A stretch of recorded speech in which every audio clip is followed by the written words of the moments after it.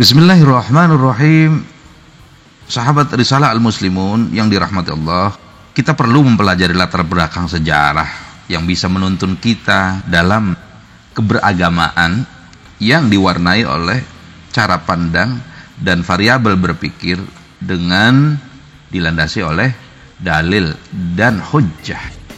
Yang ketiman, penetapan bulan Muharram yang dilakukan oleh Umar bin Khattab waktu beliau menjadi Amirul Mukminin sebagai khalifah, sebagai permulaan tahun baru Hijriah, itu tidak didasarkan atas pengagungan dan peringatan peristiwa tanggal dan bulannya hijrah Nabi, bukan. Buktinya, beliau tidak menetapkan bulan Rabiul Awal, yaitu bulan hijrahnya Rasul ke Madinah.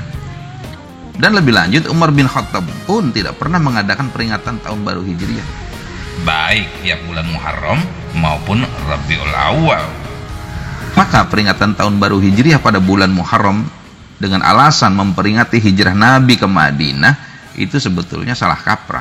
Karena hijrah Nabi itu dilakukan pada bulan Rabiul Awal, bukannya bulan Muharram. Inilah menariknya sejarah bila kita fahami tentang sebuah amalan yang disandarkan pada sesuatu itu.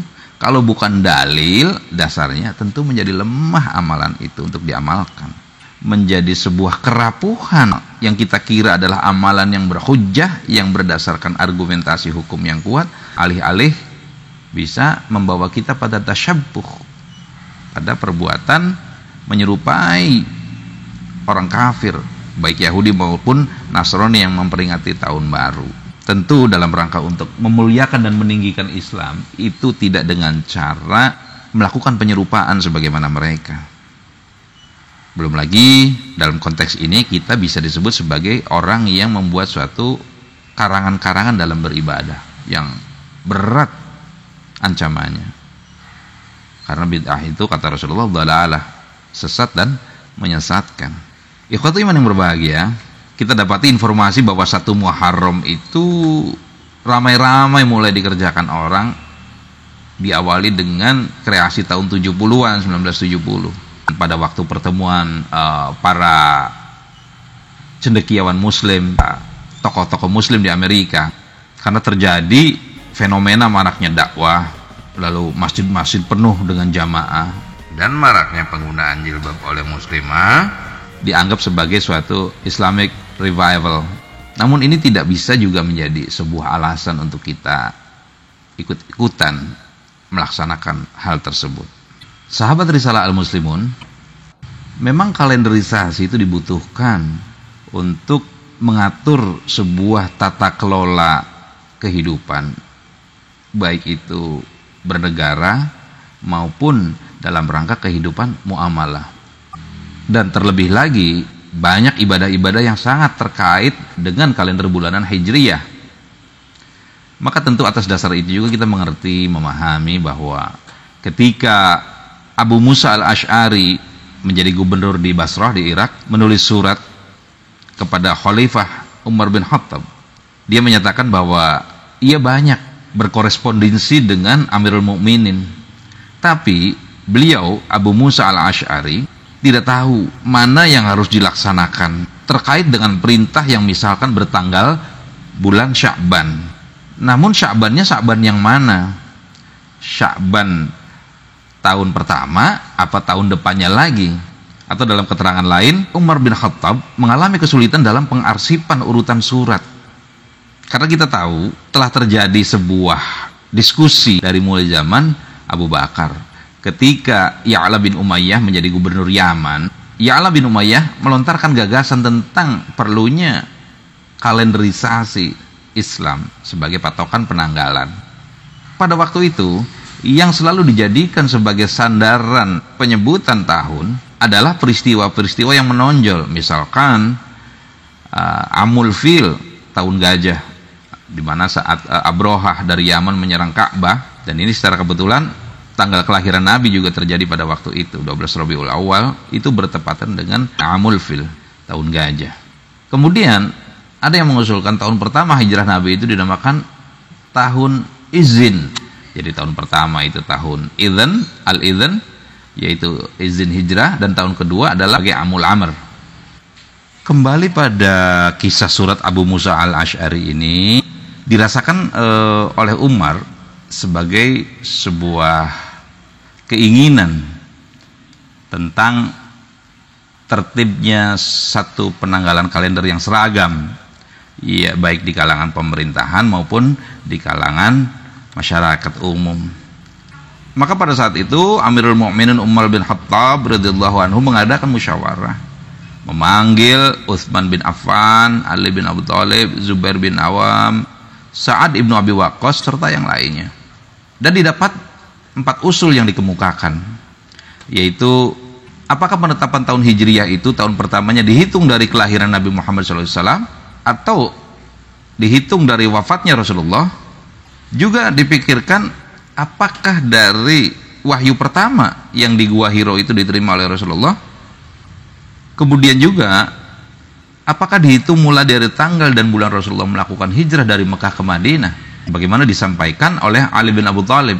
Namun baik kelahiran Nabi maupun permulaan wahyu itu tidak diambil sebagai sebuah keputusan, karena tanggal-tanggal tersebut menimbulkan banyak kontroversi mengenai waktu yang pasti tentang kejadian-kejadiannya. Demikian pun hari wafat Nabi juga tidak bisa menjadikan sebuah konsensus dari pertemuan itu, karena dipertautkan dengan kenang-kenangan yang menyedihkan. Tentu para sahabat luluh lantak perasaannya, merasa kehilangan dengan kepergian Rasulullah SAW itu. Disepakatilah penanggalan yang ditetapkan berdasarkan hijrahnya Rasul dari Mekah ke Madinah. Nah sekarang pertanyaannya adalah, kapankah tepatnya Rasulullah hijrah ke Madinah? Ini pun kita bisa dapati berbagai ragam informasi. Dari Imam At-Tabari dan Ibnu Ishaq menyatakan hijrahnya Nabi itu sebelum sampai ke Madinah, Rasulullah singgah di Kuba pada hari Senin 12 Rabiul Awal atau tahun ke-13 kenabian, itu sekitar jam 8 atau jam 9 waktu duha lah ya. Di tempat ini beliau tinggal di rumah Amr bin Auf selama 4 hari, tanggal 12, 13, 14, 15, 12, 13, 14, jadi 4 hari. Lalu beliau membangun masjid pertama, masjid di Kuba itu. Lalu pada hari Jumat, tanggal 16 Rabiul Awal, beliau berangkat menuju Madinah. Nah di tengah perjalanan, beliau berada di lembah sekitar Madinah, di Batni Wadin. Datanglah perintah wajib mendirikan sholat Jumat, yaitu turunnya surat Al-Jumu'ah ayat 9. Maka Nabi bersama para sahabat melaksanakan sholat di tempat itu, di dekat rumah keluarga Banu Salim bin Auf tadi. Inilah saat Jumat yang pertama dalam sejarah Islam. Maka setelah melaksanakan sholat Jumat, Rasulullah melanjutkan perjalanan menuju Madinah. Demikian At-Tabari menyampaikan, dan bisa kita lihat juga dalam tafsir Al-Qurtubi juz 8 halaman 98. Demikian pun Ibnu Hisham mengisahkan. Maka keterangan di atas menunjukkan bahwa Nabi tiba di Madinah itu pada hari Jumat 16 Rabiul Awal. Sedangkan ahli tarikh lainnya berpendapat 12 Rabiul Awal. Walaupun ada pula yang menyatakan hari Jumat itu adalah 12 Rabiul Awal yang dimaksud tadi. Maka terlepas dari perbedaan tanggal dan tahun itu, para ahli tarikh semuanya bersepakat bahwa hijrahnya Nabi itu terjadinya bulan Rabiul Awal, bukan bulan Muharram. Jadi kalau kita memperingati tahun baru Hijriyah, di samping kita keliru dalam pelaksanaan amal karena tanpa perintah, tanpa dasar, yang keduanya juga penetapan bulan Muharram, kesepakatan bahwa hijrah Nabi dilakukan pada waktu bulan Muharram tentu keliru, karena hijrahnya Nabi itu dilakukan bulan Rabiul Awal. Nah dalam hal ini ketika Umar bin Khattab radhiyallahu anhu sebagai khalifah memutuskan bahwa tahun pertama Islam atau Hijriah itu diawali dengan 1 Muharram bertepatan dengan 16 Juli 622 Masehi. Maka antara permulaan hijrah Nabi dan permulaan kalender Islam itu terpaut jarak 82 hari.